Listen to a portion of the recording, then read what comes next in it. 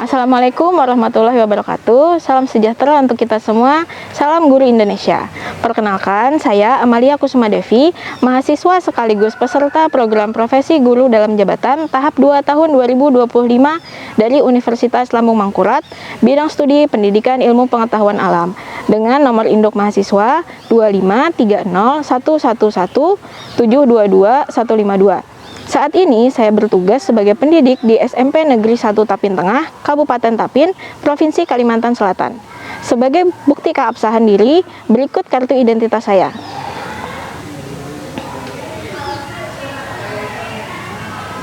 Video ini merupakan dokumentasi pelaksanaan pembelajaran. Saya menggunakan pendekatan deep learning pada proses pembelajaran. Kepada Bapak Ibu penguji, selamat menyaksikan. Assalamualaikum warahmatullahi wabarakatuh. Waalaikumsalam warahmatullahi wabarakatuh. Oke, selamat pagi semuanya. Pagi. Gimana kabarnya hari ini? Baik. Baik. Sudah semangat belajar? Sudah. Mana semangatnya? Semangat? Semangat. Oke. Sebelum kita mulai belajar, alangkah lebih baiknya jika kita mengawali dengan berdoa. Supaya apa? Supaya pembelajaran hari ini diberi kelancaran, kemudahan, dan keberkahan. Baik, untuk berdoa akan Ibu pimpin. Kita berdoa bersama. Angkat kedua tangannya sembari berdoa. Berdoa dimulai.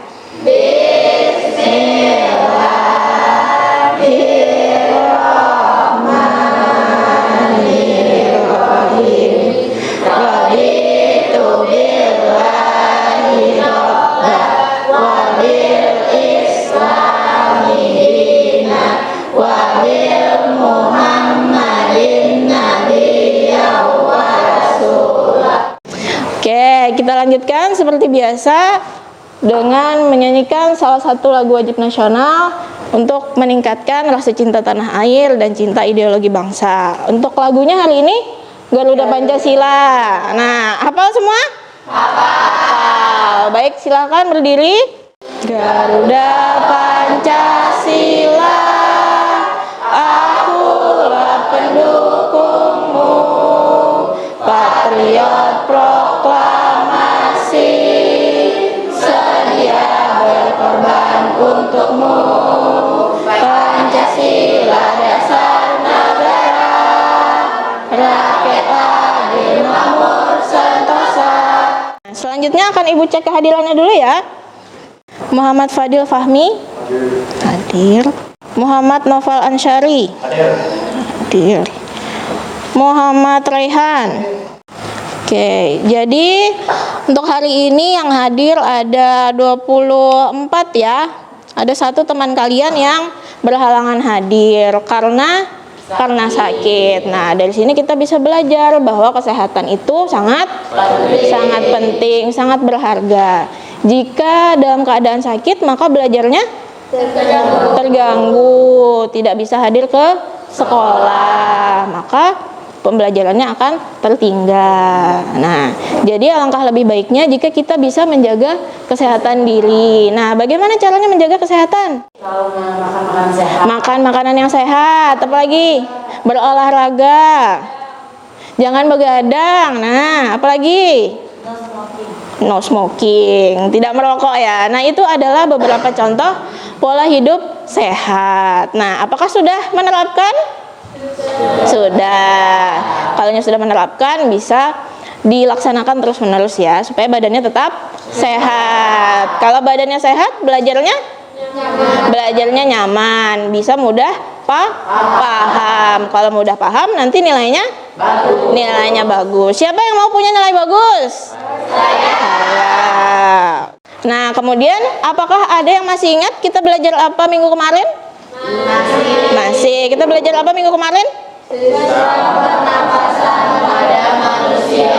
Ya, sistem pernapasan pada manusia. Nah, ada beberapa organ pada sistem pernapasan manusia. Ada apa saja? Ada yang masih ingat? Ada hidung, ada faring, ada laring, ada alveolus, ada paru-paru, ada trakea, ada bronkus. Nah, itu tadi adalah organ-organ sistem pernapasan yang sudah kita pelajari pada minggu kemarin. Apakah sudah siap belajar materi selanjutnya? Siap. Yakin? Yakin. Kita cek fokusnya dulu ya. Kita akan bernyanyi. Nyanyi yuk. Ayo.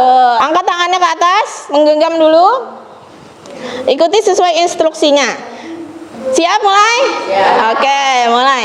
Buka tutup, bertepuk tangan, tertawa, haha. Bisa? Bisa. Kita lebih cepat, oke? Oke. Buka tutup, bertepuk tangan. Buka tutup, tepuk tangan lagi. Digulung-gulung, lalu tersenyum. Oke, semangat? Semangat. Oke. Selanjutnya kita akan mempelajari materi selanjutnya dari sistem pernapasan pada manusia. Nah, sebelum kita masuk, apakah ada yang tahu nih? Ini ada dua gambar. Yang sebelah kanan gambar kebakaran atau orang yang sedang membakar sampah. Yang sebelah kiri foto orang merokok. Pernah nggak ada di kedua situasi ini atau salah satu? Pernah. Gimana rasanya? Gak enak. Apa yang bikin gak enak? Sesak napas. Apalagi? Batuk-batuk. Nah, hal itu kenapa bisa terjadi? Karena mengganggu kita bernapas. Nah, gimana caranya supaya tidak batuk-batuk, tidak sesak napas? Tadi gimana caranya?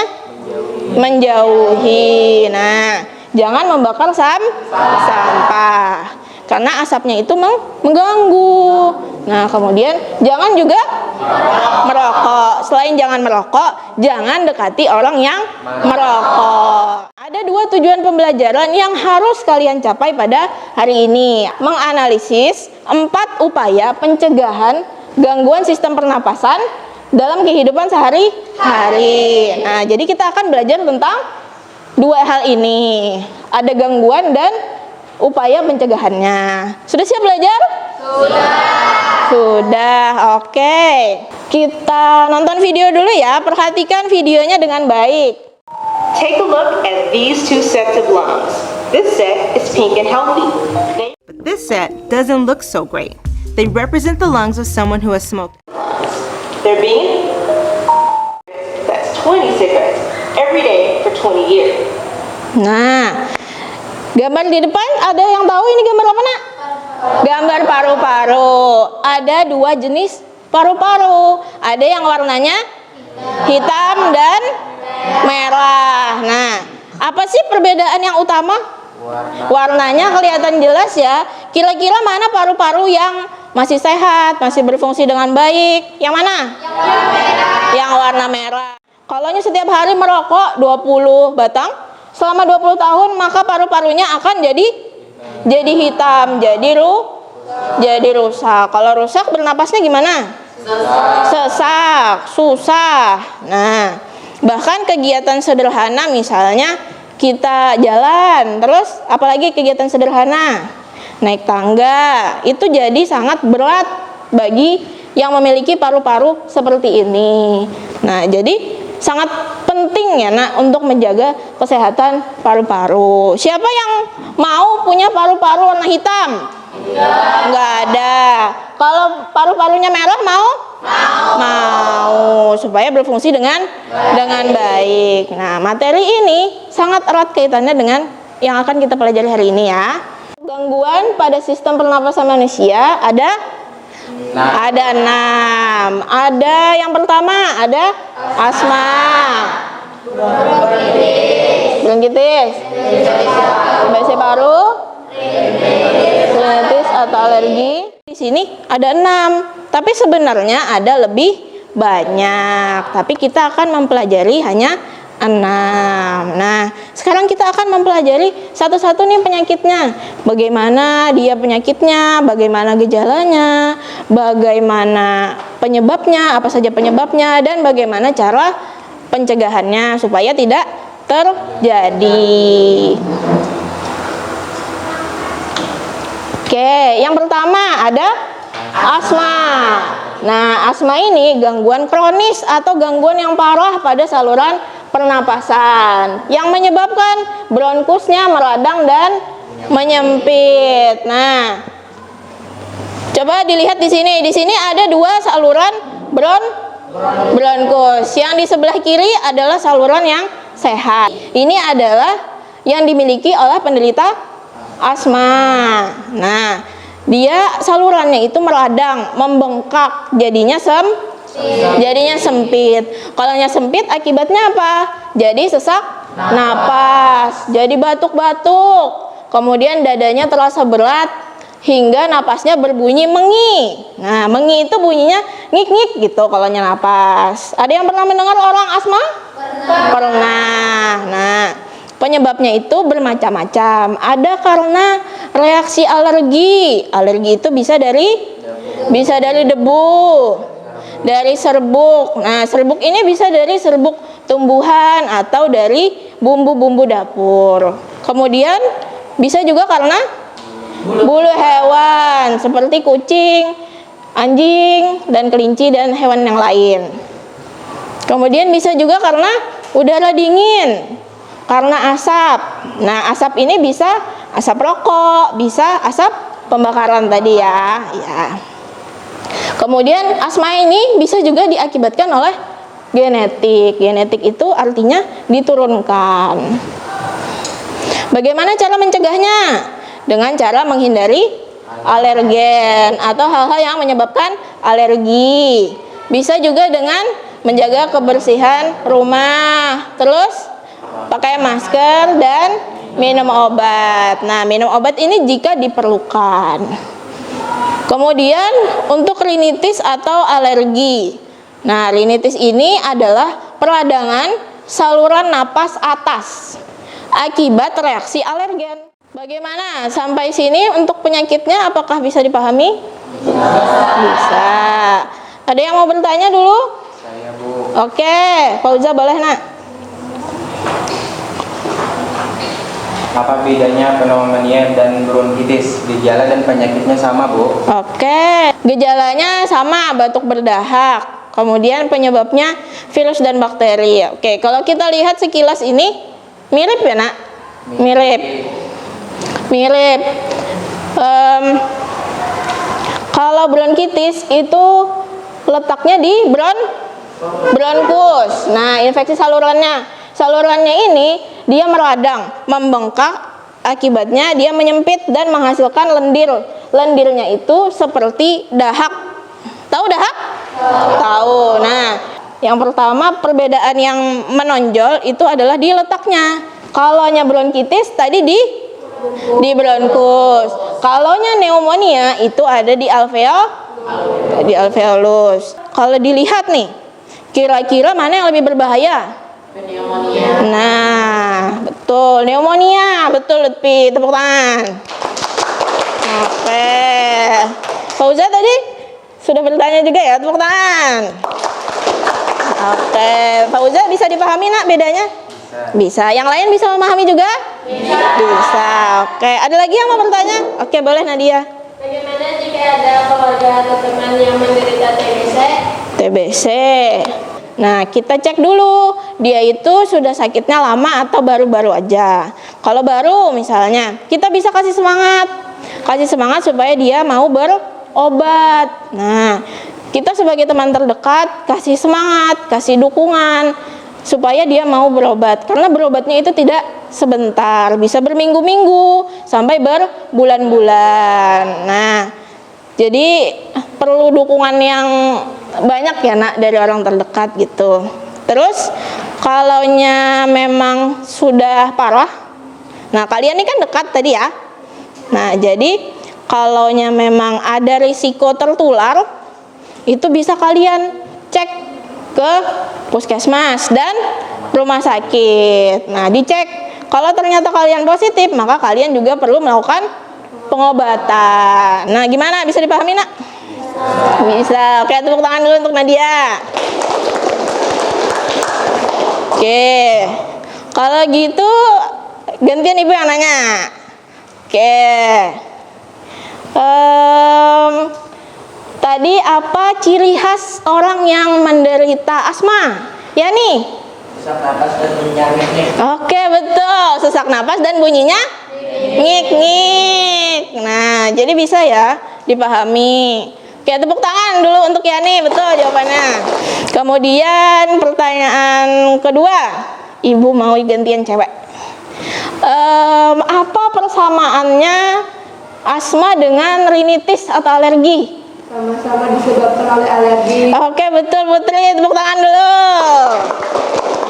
Oke, sama-sama disebabkan oleh alergi. Nah, atau disebabkan oleh alergen. Alergen itu yang menyebabkan alergi. Nah, kemudian kita akan belajar bagaimana cara upaya mencegah gangguan-gangguan tadi. Di sini ada contohnya, ada 6. Yang pertama,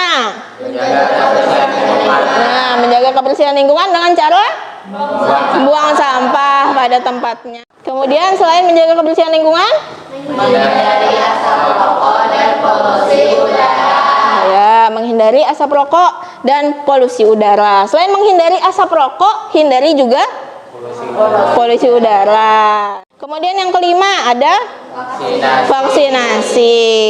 Vaksin itu ada banyak. Biasanya ada vaksin influenza. Itu adalah vaksin yang paling umum. Selain itu, siapa yang pernah vaksin corona? Angkat tangan. Oke, semua pernah? Ada yang belum? Ada ya, semua sudah vaksin. Ada yang 2 kali? Saya. Oke, ada yang 3 kali? Ada yang 3 kali. Keren-keren. Tepuk tangan semua. Siapa yang yakin paru-parunya sehat? Saya. Oke, yakin yang benar? Oke, sekarang kita coba tes. Benar apa enggak? Jadi kita tes 2 kali. Yang pertama, cek kesehatan paru-paru. Kalaunya bisa tahan dari titik A ke B, artinya paru-parunya sehat. Kita cek. Nah, kalau titik A, diam dulu ya. Nah, sudah siap? Ya. Sekarang coba tarik napas dulu. Keluarkan. Sekarang coba tahan lebih lama ya. Tahan dari titik A ke titik B. Oke, mulai.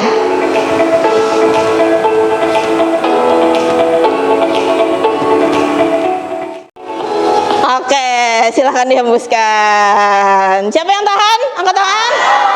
Oke, ada yang nggak tahan? Nggak ada, berarti semuanya sehat.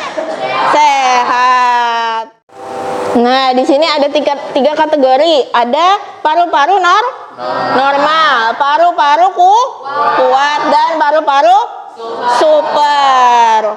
Kira-kira adakah yang merasa paru-parunya super? Yakin? Kita cek ya. Nah, di sini nanti dia akan berputar titik merahnya. Lihat angkanya.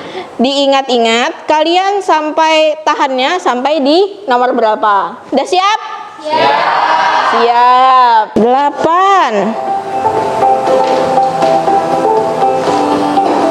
9. Ayo sedikit lagi, semangat. 10. Silakan hirup udara sebanyak-banyaknya. Oke, tepuk tangan dulu. Oke.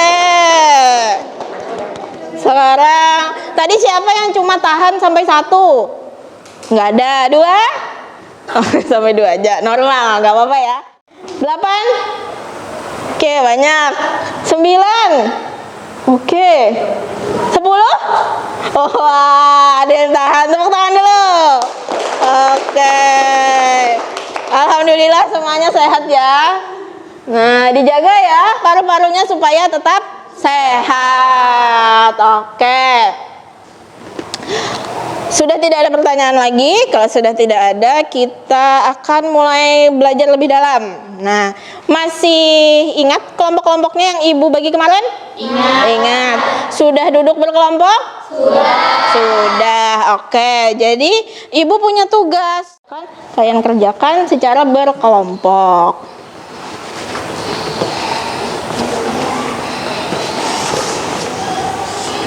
Ada bahan ajarnya juga ya, Nak? Halaman ketiga ini ada keterangannya. Ada kasus A. Selain kasus A, ada juga kasus B, ada kasus C. Nah, setiap kasus itu akan dikerjakan oleh dua kelompok. Nah, ada nanti kelompok presentasi dan kelompok pembahas. Sudah Ibu sesuaikan tadi ya. Silahkan tuliskan jawabannya di belakang sini. Tuliskan semua jawabannya di sini. Oke, apakah bisa dipahami? Bisa. Oke, kalau bisa dipahami, bisa silahkan dimulai kerjakan. Silahkan berdiskusi. Ditulis namanya dulu. Dibacakannya nanti gantian. Ada dua orang yang maju ya, gantian. Oke.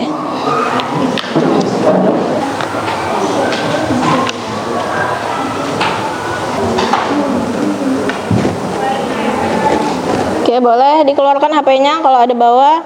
Silakan.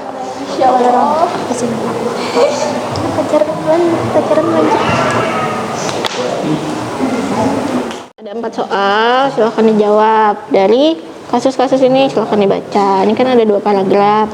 Dipahami, sesuaikan pertanyaannya. Nah, penyakit apa yang dialami Arman dan adiknya? Terus nanti tuliskan di situ ya.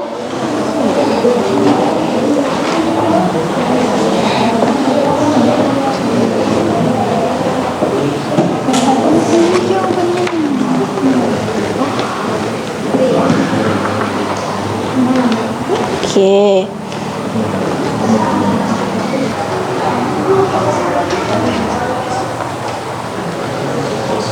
Kalau perlu bantuan bisa di-scan.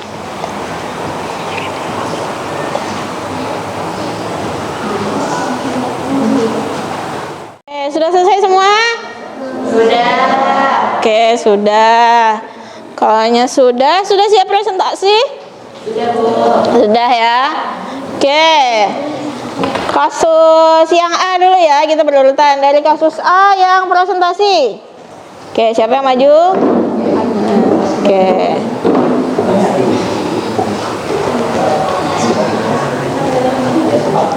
Assalamualaikum warahmatullahi wabarakatuh. Waalaikumsalam warahmatullahi wabarakatuh. 1. Sebutkan penyakit yang dialami Pak Joko dan anaknya. TBC paru, Dikencangin lagi nak suaranya nak biar temannya dengar. pneumonia, Pneumonia, oke. 2. Apa penyebab utama dari masing-masing penyakit tersebut? Oke, penyebabnya apa? penyebab TBC adalah paparan dengan orang TBC aktif, lingkungan rumah lembab, padat, ventilasi yang buruk, serta kebiasaan merokok yang meningkatkan resiko. Penyebab pneumonia adalah bakteri Streptococcus pneumonia. Paling umum, virus atau jamur resiko meningkat pada anak-anak, lansia, dan orang dengan daya tahan tubuh yang lemah. Terima kasih atas perhatiannya. Wabillahi taufiq wal hidayah. Assalamualaikum warahmatullahi wabarakatuh. Waalaikumsalam warahmatullahi wabarakatuh. Tepuk tangan untuk kelompok kasus B. Baik, dilanjutkan kelompok kasus B yang pembahas. Kami di sini ingin membahas soal analisis kondisi rumah Pak Joko. Mengapa rumah padat dan ventilasi buruk dapat meningkatkan risiko penyakit pernapasan? Karena kondisi rumah yang padat, ventilasi yang minim, dan sering tertutup rapat menyebabkan sirkulasi udara buruk. Sirkulasi yang buruk ini dapat meningkatkan risiko penyakit pernapasan. Gejala TBC karena batuk lebih dari 2 minggu, batuk berdahak atau bercampur darah, demam ringan disertai berkeringat malam, penurunan berat badan dan lemas. Sedangkan gejala pneumonia, batuk, berdahak, kental atau bercampur darah. Terima kasih, sekian presentasi dari kami. Terima kasih. Oke, baik. Tepuk tangan semuanya. Oke. Jadi setelah kita pahami tadi, kita dengarkan bahwa untuk kasus A, kasus B, dan kasus C itu ada penyakitnya yang berbeda-beda. Kalau penyakitnya beda, maka gejala dan penyebabnya juga berbeda. Cara menanganinya juga berbeda. Baik, tadi sudah bekerja sama dengan baik, menjelaskan dengan baik, sudah memahami juga dengan baik. Nah, tepuk tangan dulu untuk kalian semua. Oke. Sudah paham semua? Sudah. Kalau sudah, kita cek pemahamannya. Apakah benar-benar paham? Nah, jadi Ibu ada soal evaluasi, ada 10 soal berbentuk pilihan ganda. Kemudian di halaman belakangnya ini ada penilaian diri. Pilih yang paling sesuai dengan kalian. Bagaimana proses pembelajaran kalian hari ini? Pilih yang paling sesuai, pilih iya atau tidak. Boleh disilang, boleh dibulati. Bisa kalau mau mengerjakan penilaian dirinya dulu boleh. Mau evaluasinya dulu boleh.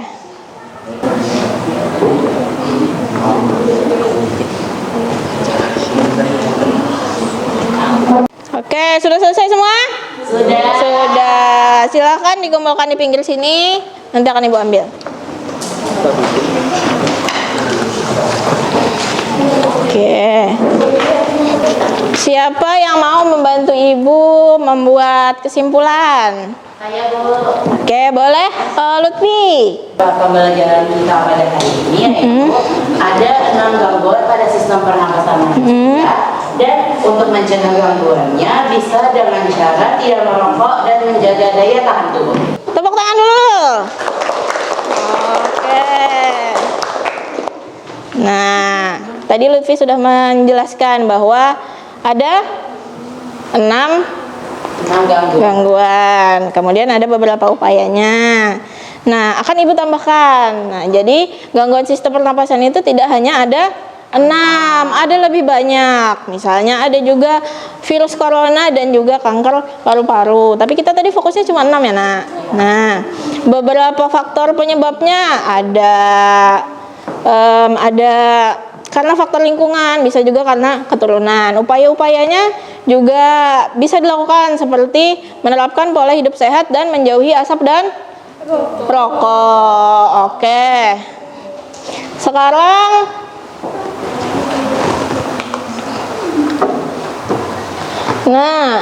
ada refleksi. Silakan tulis dan jawab pertanyaannya. Silakan ditulis sesuai pengalaman kalian hari ini ya, Nak.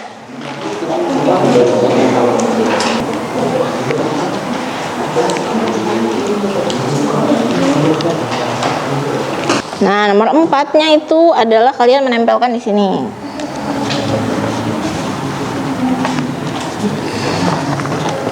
Kalau yang merasa senang dengan pelajaran hari ini silakan taruh di tengah. Dan kalau yang merasa senang sekali, pilih yang paling kanan. Oke, sekarang silakan tempelkan. Ya, tinggal ditempel. Nah, iya.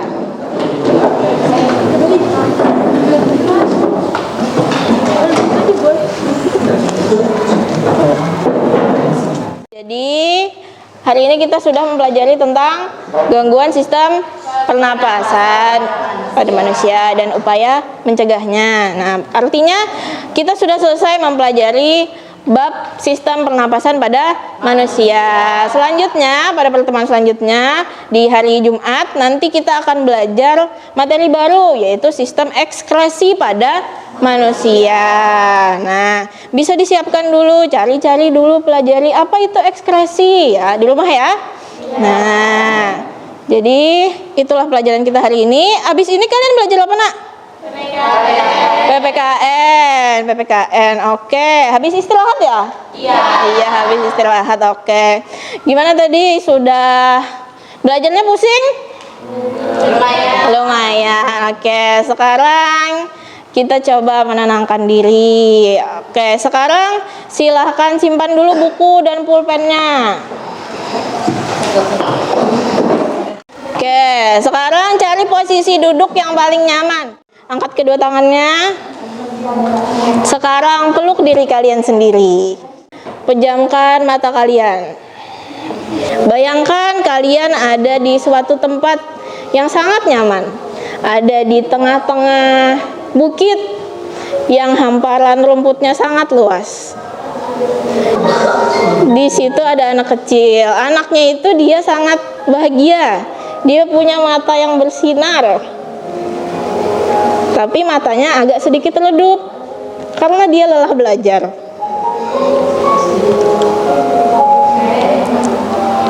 Coba kalian katakan kepada anak itu, Ulangi kata-kata ibu. Kamu hebat. Kamu hebat.